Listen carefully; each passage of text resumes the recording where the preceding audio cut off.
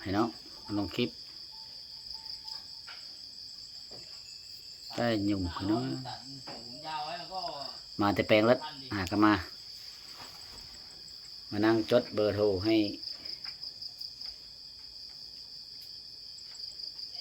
เมีย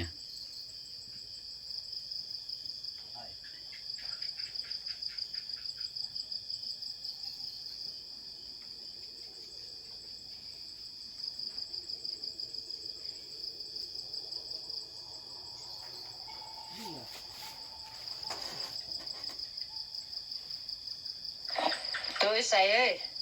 มายังเขามาหาเฮาเนี่ยเด้ออยู่เฮือนเด้อ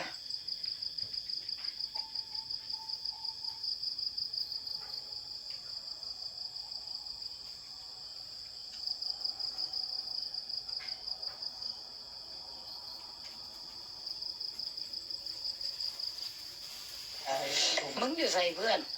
มากูแน่อยู่ม้วนนี่นะมาบ่ได้ก็เป็นได้ไรมากูแน่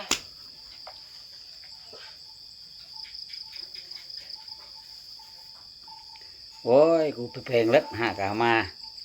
ฮอดเฮือนมุ่ง6 โมงเลย6 โมง 7 โมงเลยแปลงได้พามางได้พเฮ็ดบ่ได้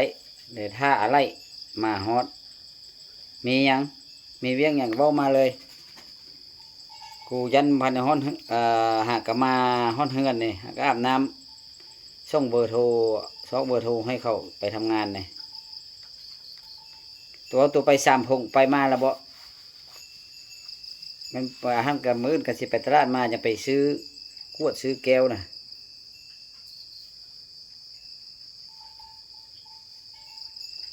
โมเมนต์เมาระบอกคือปอกเฝ้าเลยเชียว เมาแล้ว ตัวสิเมาแล้วตัวสิเมาหลายนะเท่าแล้วนะ จะได้ผู้สาวผมมักอะไรเชียว มันเมาเลยเนี่ยมันไปบุญ3 พงมาหมดเลยมีอย่างกระโทรมาพี่น้องหมู่เอาขาเวียกอยู่มันโทรหาบริรับมันก็จะหายคือกัน หายก็ได้ครับไปเวียกเนาะมาแต่แปลงรถพี่น้องเลย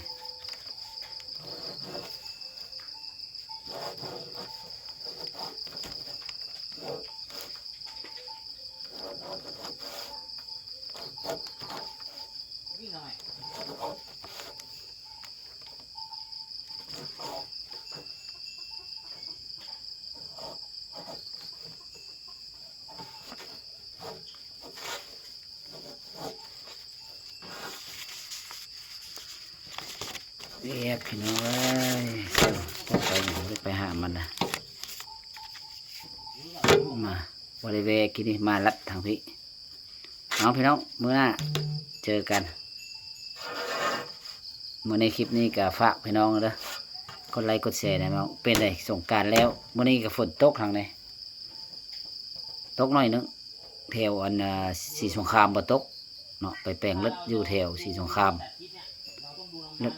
แลนบ่ออกไม่อย่างไรนะฝากด้วยพี่น้องเด้อติดตามเบิ่งว่ามันเป็นอะไร